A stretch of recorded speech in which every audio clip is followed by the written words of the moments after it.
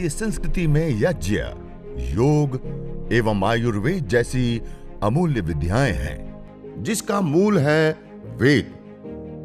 इतिहास की ओर दृष्टि डालें तो भगवान राम, भगवान कृष्ण से लेकर राजा महाराजाओं, ग्रामवासियों व अरण्यवासी ऋषियों की कुटियों तक नित्य व नैमित्तिक यज्ञों का प्रचलन देखने को मिलता है। आज पूरी दुनिया में केवल वायु प्रदूषण से प्रतिवर्ष 70 लाख से अधिक लोग मौत के मुंह में समा जाते हैं। प्रकृति के साथ मनुष्य के ऊपर भी अब खतरे की घंटी बज चुकी है। विकास की दौड़ में हम प्रकृति का जतन करना भूल गए हैं। मनुष्य अन्न के बिना 3 महीने, पानी के बिना 3 सप्ताह जीवित रह सकता है, परंतु हवा के बिना 2 मिनट भी नहीं। वही हवा जो जीवन देती है, आज जानलेवा हो गई है, जिसका समाधान है यज्ञ एवं वृक्षारोपण। वेद का उद्घोष है, अयम यज्ञो भुवनस्य नाभिः। यज्ञ पंचभूतात्मक देह से लेकर ब्रह्मांड तक में स्वास्थ्य एवं संतुलन को कायम करता है। वैज्ञानिक शोध दर्शाते हैं कि यज्ञाग्नि में उत्तम गुणवत्ता युक्त घृत, जड़ी बूटियां एवं समिधा आदि की मंत्रोच्चारण पूर्वक आहुति देने पर वो द्रव्य अत्यंत सूक्ष्म व आरोग्य वर्धक होकर हमें स्वास्थ्य एवं दीर्घायुष्य प्रदान करता है।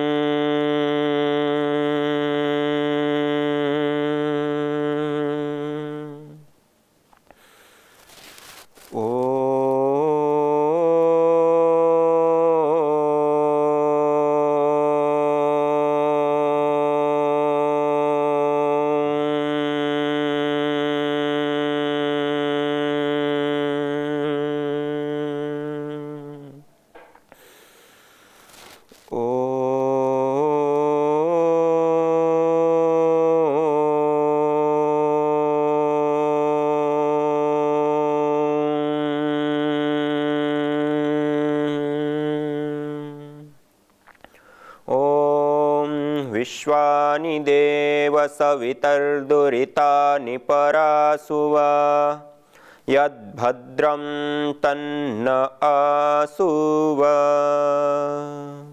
सर्वरक्षक प्रभु को प्रणाम करते हुए, नमन करते हुए, वंदन करते हुए और हम सभी लोगों को एक साथ ज्ञान से सिंचित करने वाले,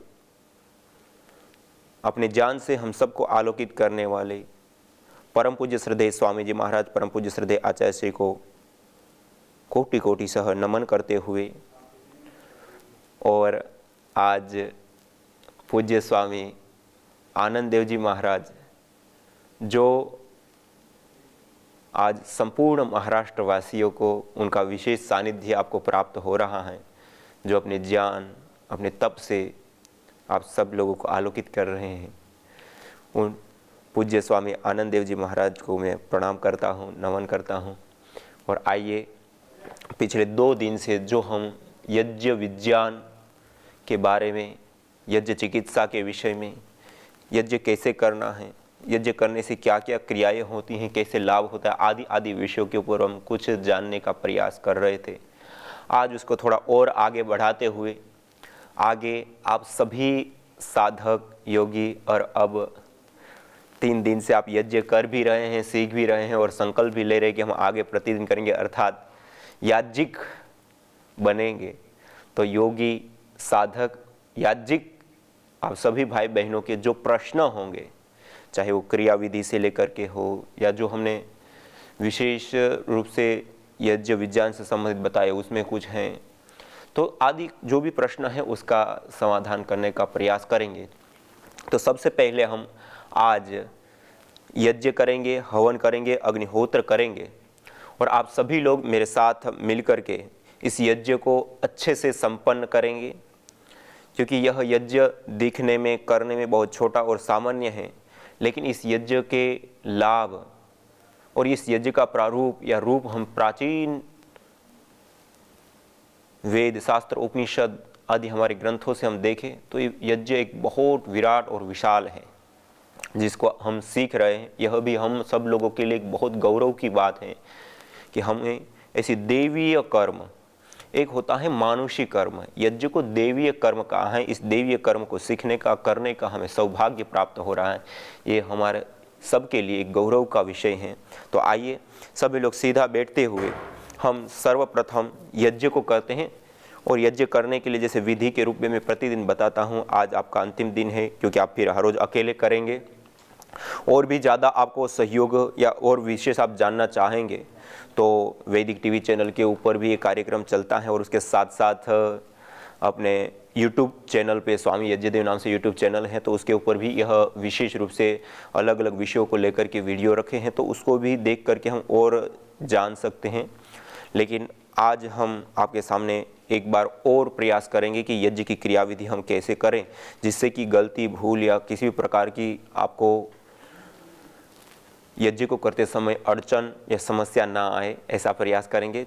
तो सबसे पहले जो यजमान है, जो घृत की आहुति देता है, वो पूर्वाभिमुख होकर के बैठता है पश्चिम दिशा में। इससे अतिरिक्त जो अन्य लोग हैं वो अन्य दिशाओं में बैठते हैं। और जो पूर्वाभिमुख होकर के हम बैठे हैं, अर्थात पश्चिम दिशा में हम बैठे हैं पूर्वाभिमुख होकर के, अब इस स्थिति में आप बैठेंगे तो उसके बाद आपको जल सेंचन आदि क्रियाएं, जो दिशाओं का ध्यान है, सामान्य रूप से ऑनलाइन कराने में सर्वाधिक, ऑनलाइन क्या प्रत्यक्ष रूप से भी जब कराते हैं तब भी ज़्यादातर लोगों को यह जो दिशा निर्देश है कि इस दिशा में जल सेंचन करना है, इस दिशा में करना है, उससे वो कंफ्यूज हो जाते हैं। तो सामान्य रूप से आप पूर्वाभिमुख होकर के अपने घर के अंदर, आज हम सब बहुत सारे लोग एक साथ अपने अपने घर में यज्ञ कर रहे हैं, तो हम पूर्वाभिमुख होकर के पश्चिम दिशा में बैठेंगे। फिर मैं जो दिशा निर्देश आपको बताऊंगा उसके अनुसार आप करेंगे तो बिल्कुल सही सही आपको समझ में भी आएगा और कर भी पाएंगे और सही हो जाएगा दिशा निर्देश वाला कार्य भी। तो आइए यज्ञ करने के लिए पहले सीधा बैठते हुए लंबा गहरा श्वास भरते हुए मंगलाचरण करते हैं, ओंकार का उच्चारण करते हुए।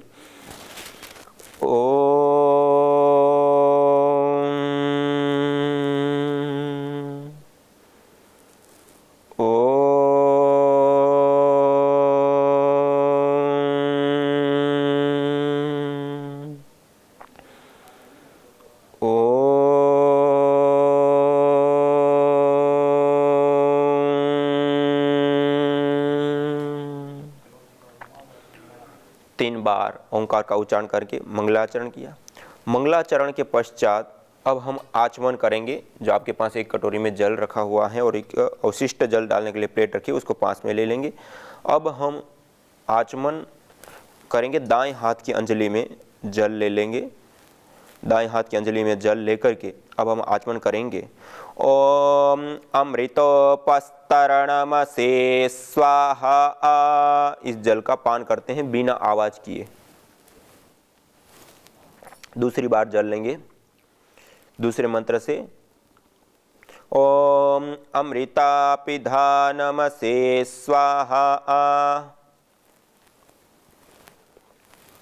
अमृतोपस्तरणमसि स्वाहा, अमृतापिधानमसि स्वाहा। और तीसरा मंत्र ओम सत्यम यशः श्रीर्मय श्री श्रयताम स्वाहा। 3 बार आचमन करके हस्त प्रक्षालन कर लेंगे और फिर बाएं हाथ की अंजलि में जल ले लेंगे। आचमन के बाद अब हम अंग स्पर्श की क्रियाएं संपन्न करेंगे। दाएं हाथ की मध्यमा और अनामिका 2 उंगलियों को जल में स्पर्श करते हुए अब एक एक अंग का स्पर्श करते हुए हम इन इंद्रियों की शक्ति के लिए, पवित्रता के लिए हम प्रभु से कामना करेंगे। ओम वांग्म आस्यस्तु, ओम नसोर्मे प्राणोस्तु, ओम अक्ष्णोर्मे चक्षुरस्तु, ओम कर्णयोर्मे श्रोत्रमस्तु, ओम बाह्वोर्मे बलमस्तु, ओम ऊर्वोर्म ओजोस्तु, ओम अरिष्टानि मेंगानि तनुस्तन्वा में सहसन्तु।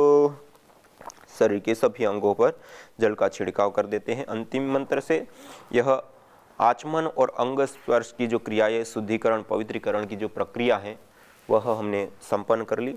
अब इसके बाद सीधा बैठते हुए ईश्वर स्तुति प्रार्थना उपासना के 8 मंत्रों का हम उच्चारण करेंगे, सभी लोग हाथ जोड़ते हुए, सीधे बैठते हुए। यदि आप प्रतिदिन यज्ञ करते हैं, प्रतिदिन आपके पास इतना समय नहीं या ये मंत्र नहीं आता है, तो एक बार गायत्री मंत्र का ही अर्थ भावना पूर्वक उच्चारण करते हुए, ईश्वर स्तुति प्रार्थना उपासना करते हुए आप सीधा दीप प्रज्वलन करके यज्ञ को आगे संपन्न कर सकते हैं। लेकिन आज आप सभी लोग मेरे साथ मिल करके हाथ जोड़ते हुए, जो पत्रक आपको भेजा है जो देख पाते हैं तो वो उसको पढ़ते हुए भी मंत्र का उच्चारण करें, और अन्यथा जो उच्चारण मैं कर रहा हूं मेरे साथ साथ उच्चारण करने का आप प्रयास करेंगे। अथ ईश्वरस्तुते प्रार्थनोपासना। ओम विश्वानि देव सवितर्दुरितानि परासुवा यद्भद्रं तन्न आसुवा। ओम हिरण्यगर्भः समवर्तताग्रे भूतस्य जातः पतिरेक आसीत् सदाद्धार पृथिवीं द्यामुते मां कस्मै देवाय हविषा विधेम। ओम य आत्मदा बलदा यस्य विश्व उपासते प्रशिशं यस्य देवाः यस्य छायामृतं यस्य मृत्युः कस्मै देवाय हविषा विधेम। ओम यः प्राणतो निमिषतो महित्वैक इद्राजा जगतो बभूवा य ईशे अस्य द्विपदश्चतुष्पदः कस्मै देवाय हविषा विधेम।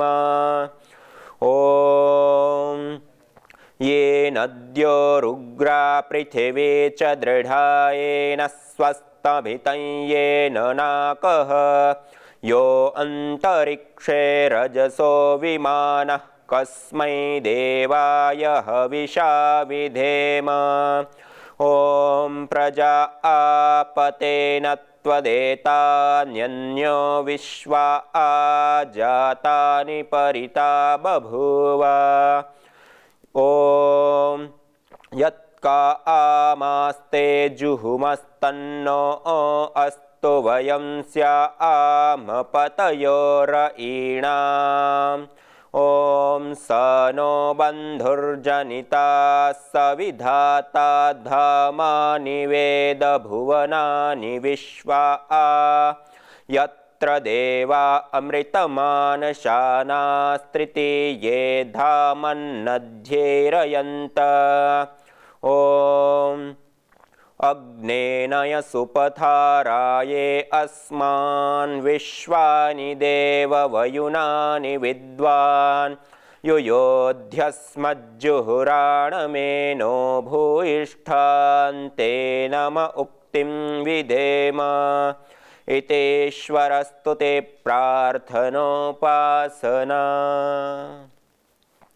इस प्रकार से ईश्वर स्तुति प्रार्थना उपासना के 8 मंत्रों का उच्चारण करके अब हम दीप प्रज्वलन करते हुए आगे बढ़ते। पहले एक प्लेट के अंदर हवन सामग्री, जो रोग विशेष के लिए हम हवन करते हैं, तो जो मेरे सामने रखी रोग विशेष वाली जो हवन सामग्री है, और सामान्य रूप से हवन करते हैं तो जैसे मैंने कल बताया था पुष्टिकारक सुगंधित रोग निवारक आदि द्रव्यों से जो देव पूजा हवन सामग्री है उसका प्रयोग करते हुए, और एक गुग्गुल आदि औषधियाँ जो बाद में अंगारों के ऊपर डाल करके हम धुनी करते हैं जिससे सुगंधित और रोग निवारक और विशेष वायुमंडल का निर्माण होता है। तो वो द्रव्य भी हमने रखे।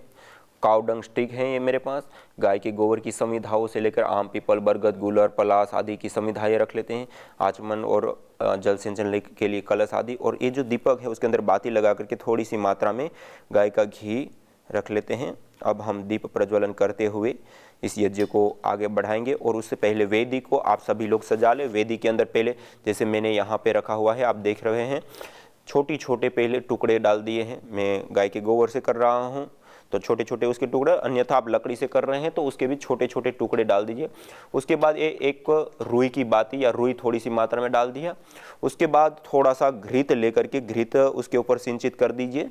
हल्का सा वो छोटे छोटे टुकड़े और जो समिधाएं हैं उसके ऊपर, जिससे अच्छे से अग्नि प्रदीप्त हो जाएगी।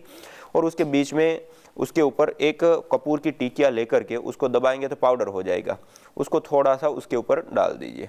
तो इतना करने से जल्दी से प्रदीप्त हो जाएगी अग्नि। कपूर थोड़ा सा लगा दीजिए और एक बीच में उसके ऊपर लो के ऊपर रखने के लिए एक समिधा में और घी लगा करके आप साइड में ही अपने पास एक रख ले, और वेदी के हिसाब से जो अन्य समिधाएं हैं उसको काट करके पहले से ही तैयार करके रख ले। दो आडी समिधाएं रखी, उसके बाद 2 खड़ी समिधाएं रखेंगे इस प्रकार से। और उसके बाद जब हम अग्न्याधान कर देंगे उसके बाद उसके बीच में इस प्रकार तो वो लो सीधी समिधा को लगेगी और धीरे से वो सीधी ही आग पकड़ करके वो समिधा अच्छे से प्रदीप्त हो जाएगी। तो इस प्रकार से थोड़ा वेदी को पहले तैयार कर ले।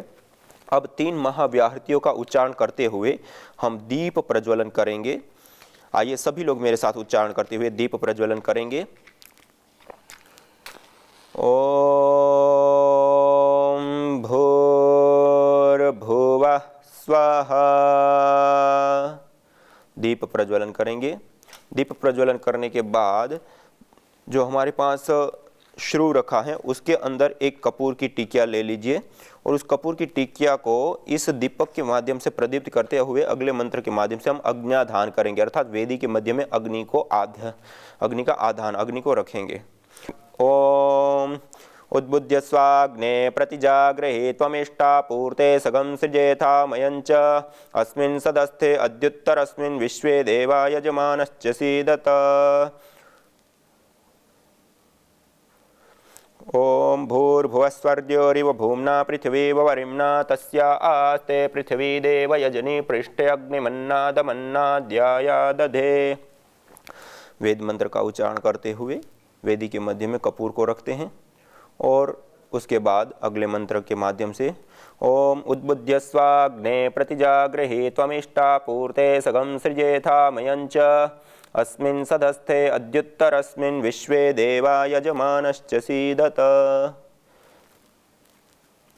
और अब संविधाओं का आधान करेंगे।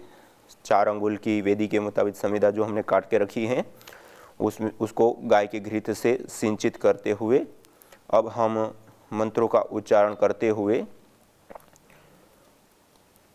इन आहु समिधाओं का आधान करेंगे। घृत से सिंचित समिधा को 2 हाथों से इसे पकड़ते हुए ओम अयंत इद्म आत्मा जात वेदस्तेनेध्यस्वर्धस्व चेद्धवर्धय चास्मान् प्रजया पशुभिर्ब्रह्म वर्चसे नान्नाद्येन समेधय स्वाहा इदमग्नये जात वेदसे इदन्न मम।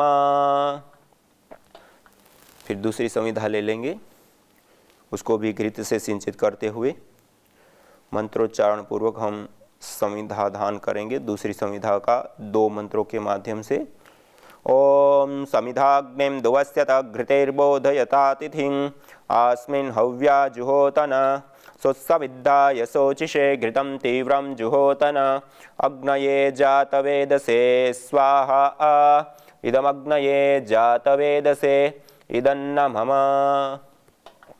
इसके बाद तीसरी संविधा ले लेंगे, एक मंत्र के माध्यम से उसको भी घृत से सिंचित करेंगे इस प्रकार से। और गाय का घृत जमा हुआ ना हो, पिघला हुआ हम प्रयोग करते हैं यज्ञ के लिए। जब भी हम यज्ञ करते हैं तो उसको पहले तपा लेते हैं, गर्म कर लेते हैं गाय के घृत को। ओम तन्त्वा समिद्भिरंगिरो घृतेन वर्धयामसि बृहच्छुचाय विष्ठ्य स्वाहा इदमग्नये अंगिरसे इदन्न मम। यह संविधाओं का हमने आधान कर दिया। अब पंचघृत आहुति प्रदान करके इस अग्नि को और विशेष रूप से हम प्रदीप्त करेंगे। ओम अयंत इद्म आत्मा जात वेदस्तेनेध्यस्वर्धस्व चेद्धवर्धय चास्मान् प्रजया पशुभिर्ब्रह्म वर्चसे नान्नाद्येन समेधय स्वाहा इदमग्नये जात वेदसे इदन्न मम। ओम अयंत इद्म आत्मा जात वेदस्तेनेध्यस्वर्धस्व चेद्धवर्धय चास्मान् प्रजया पशुभिर्ब्रह्म वर्चसे नान्नाद्येन समेधय स्वाहा इदमग्नये जातवेदसे इदन्न मम।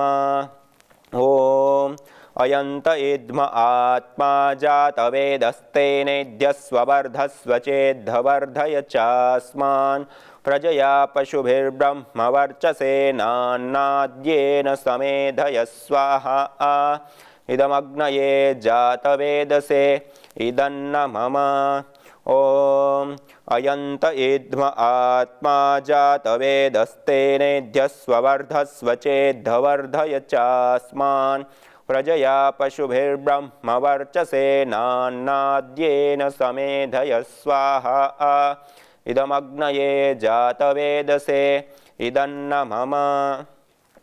यह सामान्य रूप से 5 आहुति दी जाती हैं। कई बार संविधाधान अच्छे से नहीं हुआ, सीलन वाली संविधाएं हैं, गीली संविधाएं हैं, या कुछ कारणवश अग्नि अच्छे से प्रदीप्त नहीं हुई है, तो उस समय 1 या 2 मंत्र इसी मंत्र का उच्चारण करते हुए 1-2 आहुति और भी हम दे सकते हैं, जिससे अग्नि अच्छे से प्रदीप्त हो जाए। ये एक अग्नि को प्रदीप्त करने की पद्धति प्रक्रिया है। जो हम जल सिंचन करेंगे वहां से मुख्य अग्निहोत्र देव यज्ञ जिसको हम कहते हैं वो प्रधानतया शुरू होता है। ये अग्नि को प्रदीप्त करने की प्रक्रिया एक पद्धति है। ओम अयंत इद्म आत्मा जातवेदस्तेनेद्यस्ववर्धस्व चेद्धवर्धय चास्मान् प्रजया पशुभिर्ब्रह्मवर्चसेनान्नाद्येन समेधय स्वाहा इदमग्नये जातवेदसे इदन्न मम। यह घृत आहुतियाँ प्रदान करने के बाद अब हम जल सिंचन करेंगे। तो जैसे मैंने आपको बताया कि दिशा निर्देशन में लोग आगे पीछे करते, तो उसको हमें सुव्यवस्थित करना है। तो मैंने कहा था कि जो घृत की आहुति देते हैं वो पूर्वाभिमुख होकर के पश्चिम दिशा में बैठेंगे। तो अब आप पश्चिम दिशा में बैठे हैं, तो अब आप अपनी दाएं हाथ की अंजलि में जल लेकर के प्रथम मंत्र से पूर्व दिशा पर हम जल सिंचन करेंगे। ओम आदितेनो मन्यस्व। अब पश्चिम दिशा में, जिस दिशा में आप बैठे हैं, ओम अनुमतेनु मन्यस्व। अब उत्तर दिशा में, ओम सरस्वत्येनु मन्यस्व। अब ईशान कोण पे जहाँ पे हमने दीपक रखा है उस ईशान कोण से शुरुआत करते हुए वेदी के चारों परिक्रमा क्रम से चारों दिशाओं में वेदी के जल सिंचन करते हुए वापस हम दीपक तक आएंगे और वहाँ पे हम कलश को छोड़ देंगे अगले मंत्र के माध्यम से। ओम देव सविता प्रसुव यज्ञं प्रसुव यज्ञपतिं भगाय दिव्यो गंधर्वः के तपुः के तम नः पुनातु वाचस्पतिर्वाचन्नः स्वदतु। दीपक से शुरू करते हैं, अर्थात ईशान कोण से और परिक्रमा क्रम से वेदी के चारों दिशाओं में जल सिंचन करके ईशान कोण पर ही दीपक के पास में कलश को छोड़ देते हैं। यह जल सिंचन की प्रक्रिया संपन्न हुई। अब हम विशेष पहले 4 आघारा वाद्य भाग आहुति प्रदान करेंगे। वेदी के मध्य में जो प्रदीप्त संविधाओं में जो उत्तर भाग में प्रदीप्त संविधा है उसके ऊपर धारा बनाते हुए हम आहुति प्रदान करेंगे इस उत्तर दिशा में से। फिर उसके बाद दक्षिण दिशा में स्थित संविधा के ऊपर हम धारा बनाते हुए पश्चिम से पूर्व की ओर धारा बनाते हुए आहुति देंगे। ऐसे 2 आहुति, और उसके बाद वेदी के मध्य में 2 आहुति हम प्रदान करेंगे आघारा वाद्य भाग आहुति। ओम अग्नये स्वाहा इदमग्नये इदन्न मम। ओम सोमाय स्वाहा। यज्ञ अस्थमा से लेकर कैंसर जैसे जानलेवा रोगों से बचाने के साथ ही तनाव, अनिद्रा व अवसाद आदि मानसिक रोगों को दूर कर शांति व सौमनस्य प्रदान करता है। यज्ञ से विषैली गैसों में भारी मात्रा में कमी आती है व जानलेवा बैक्टीरिया, वायरस, फंगस आदि नष्ट होते हैं एवं रेडिएशन को भी कम करता है। यज्ञ भूमि की उर्वरा शक्ति एवं फसलों में एक्टिव कंपाउंड को बढ़ाता है तथा रोगों की रोकथाम भी करता है। यज्ञ कृषि से उत्पन्न अन्न, फल आदि उत्तम पोषक तत्वों से युक्त एवं स्वादिष्ट होते हैं। यज्ञ उत्तम वर्षा करने वाला तथा जलाशयों का शोधन करने वाला होता है। यज्ञ जड़ एवं चेतन दोनों में सात्विकता का संचार करता है। यज्ञ जहां भौतिक ऐश्वर्य एवं पुण्यों को प्रदान करता है, वहीं आध्यात्मिक जीवन में मानवीय चेतना का उत्कर्ष करके अति मानस चेतना की ओर अग्रसर करता है।